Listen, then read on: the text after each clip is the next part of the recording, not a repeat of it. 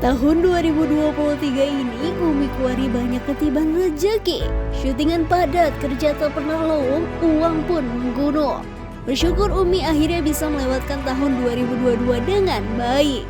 Ya, hal ini karena bagi mantan anggota Sanggar Ananda ini, tahun 2022 dicap sebagai tahun terburuk dalam karirnya.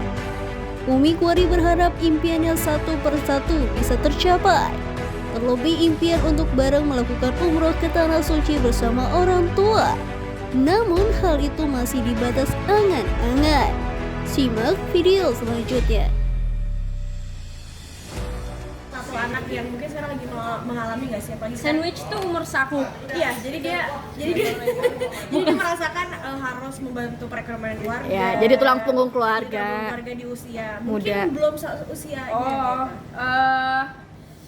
Kayaknya gue udah ngerasain sih, cuma nggak ngerasain itu bawa sandwich generation. Gue merasanya bahwa emang kewajiban gue aja gitu. Selagi ada keluarga, di keluarga ada yang bisa memberi lebih gitu dan membantu keluarganya, menurut gue salah satu pahala juga, dan kayak nggak akan habis rezekinya. Jadi gue nggak mikirin kayak gue tuh capek, gue kerja tapi duit gue tuh habis buat keluarga gitu. Yang penting kan mikirin ke diri sendirinya juga.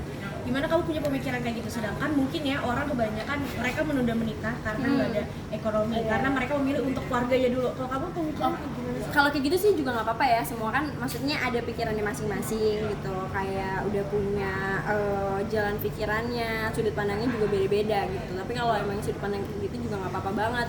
Kalau aku sendiri kenapa nggak ngerasa push gitu, karena menurut aku keluargaku tuh nggak nge-push itu juga ke aku. Jadi keluargaku juga sangat mensupport dan tidak pernah meminta untuk kayak ini belum bayar nih gini enggak gitu. Jadi itu emang kita sebagai anak-anaknya mama aja yang tahu diri gitu. Tapi Umi sendiri kan punya rasa kewajiban sendiri kan nih. Pernah nggak sih kayak mama pikiran udah nggak usah dikasih tapi kamu tetap ngasih untuk maksa kayak gitu? Iyalah, pernah banget gitu. Apa tadi pertanyaannya, anjing distract nih. Umi pernah nggak sih kayak misalnya mama nggak minta untuk nggak minta tapi ya. kamu Tapi tetap ngasih. Oh iya, tetap ngasih, karena menurut aku walaupun mama nggak minta, kalau kesenangannya mama, menurut aku ya ini, kalau kesenangannya mama dan senyumnya mama di saat kita ngasih itu kan ngedoain ya. Nah doa itu menurut aku yang tembus sampai terbuka. Jadi yang nunggu sampai kayak, aduh mama seneng banget, makasih ya, semoga rezekinya banyak. Di saat ibu senyum, di saat dia ngedoain juga, itu langsung nyampe doanya ke Allah. Menurut aku kayak gitu. Mi, kamu sendiri percaya nggak sih mungkin ada doa atau pintu rezeki kamu terbuka itu sama apa dengan mama? Ada nggak satu momen yang kayak ini kayak doa nyokap begini? Itu ada nggak? Pernah banget, kayak pernah lagi ngalamin sial banget, tapi itu kayaknya mental sialnya tuh gara-gara mama ngedoain gitu. Pernah banget gitu. Kayak wah gila, gue nggak jadi dapet musibah tuh karena nyokap gue nih gitu, karena doa nyokap gue, dan itu gue percaya banget. Iya.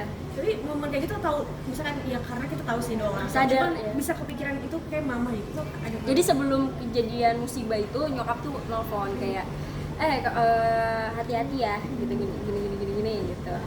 Habis itu kejadian habis itu, tapi kejadiannya tuh nggak bikin thank you, kejadiannya tuh nggak bikin sampai gue bener-bener dapet musibahnya itu loh. Jadi kayak langsung ketangkal gitu. Nah itu gue ngerasa kayaknya nyokap gue gak tidur ngedoain gue nih di rumah, karena dia udah bilang hati-hati juga. Serem sih. Umi, kan mungkin di usia lo ini mungkin banyak yang menikmati masih muda dengan mungkin memperbanyak teman atau sebagainya, tapi lo harus kerja syuting sana sini. Lo gimana sih, ada rasa Iri ya? Ya atau gimana? Enggak sih, menurut gue selagi muda, selagi sehat, selagi ada timing yang pas gitu, rezekinya juga lagi bagus-bagusnya, kayak lebih disyukurin aja sih. Gak ada ngeluh kayak gue nggak bisa jalan nih sama teman-teman gue gitu kan. Dan menurut aku ya, kita tuh punya hari tuh sebenarnya banyak. Kalau alhamdulillah dikasih umur panjang sama Tuhan tuh, masih ada hari-hari besok yang bakalan ketemu kok sama teman gitu. Tapi kamu sendiri pernah nggak sih ada satu momen kayak nggak punya waktu sama teman, tapi mungkin agak-agak dijauhin karena ada orang sibuk banget karena lo kerja itu ada banyak pikiran? Dijauhin sih enggak, cuma kayak pasti mereka ngomong lo nggak bisa tapi kita berempat bisa gitu, kita berlima bisa, lo nggak apa-apa nggak gitu, ya nggak apa-apa gitu. Jadi teman-teman aku solid sih, maksudnya tetap nungguin aku, tetap ngomong, tetap permisi. Jadi kamu melihat anak-anak jauh sekarang menjadi penopang keluarga di usianya, mungkin kamu ngeliatnya kayak gimana sih? Keren sih, keren banget, apalagi kalau ngelihat di Instagram atau di TikTok tuh yang kayak pulang tuh dempet-dempetan kereta. Kayak di Manggarai itu udah pasti kayak gue duluan gue udah capek nungguin kereta selanjutnya biar nggak sepi gitu kan. Itu gue kayak appreciate banget, apalagi perempuan, apalagi ibu hamil yang mungkin masih kerja gitu, terus mungkin yang sekolahnya jauh, atau bapak-bapak yang emang rumahnya di Bogor tapi kerjanya di Jakarta. Itu kan kayak wah keren banget sih menurut gue. Keren menurut gue. Kalau lo melihat nih, dia punya rasa egois gak sih ketika dia pengen buat dirinya sendiri tapi nggak mikir keluarganya karena saking capeknya gitu? Lo ada di momen kayak gitu nggak sih? Gue pernah punya cerita kayak gitu, bukan gue ya, tapi maksudnya lingkungan gue tuh ada yang kayak gitu, dan gue ngerasa bahwa kayaknya nggak apa-apa deh. Maksudnya dengan lo ngasih ke diri lo kan, dengan itu juga lo mencintai diri lo sendiri kan, nge-treat diri lo, siapa lagi yang nge-treat diri lo kecuali bukan diri lo sendiri gitu. Kayak kalau udah capek sama keluarga, semua kan ada porsinya, porsi buat keluarga, porsi buat pacar, porsi buat teman, porsi buat diri sendiri, itu semuanya harus ada porsi masing-masing. Gak bisa yang melulu tentang ini, melulu ini, semuanya harus dikotak-kotakin. Target mungkin Umi kan sudah sampai di titik ini, apa sih yang pengen lo capai lagi? Banyak banget, di titik ini sih juga udah alhamdulillah, cuma masih banyak mimpi, kayak pengen punya rumah, terus pengen umroh sama mama, sama papa, sama keluarga, pengen berangkat haji gitu, pengen selalu nyenengin keluarga lah. Planning di 2024 gimana? Paling planning program gitu, atau Apapun hidup apa? planning.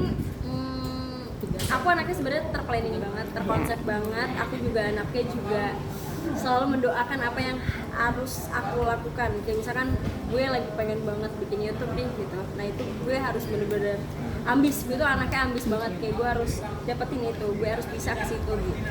Tapi jadi ini nggak sih bakal bikin lo pusing nggak sih asa ambis itu? Justru kalau gue nggak nge-push diri gue nggak akan ada di titik ini gitu. Ya tinggal kitanya udah usaha nge-push diri kita, sisanya kan itu tentang Allah kan gitu, ngasih jalannya. Makanya sambil usaha, sambil berdoa, sambil minta gitu, biar selalu dikasih jalannya. Oke, bicara tahun 2023, seperti apa sih lo menapaki tahun 2023? Jujur ini kayaknya tahun yang dimana gue happy banget, gue seneng banget.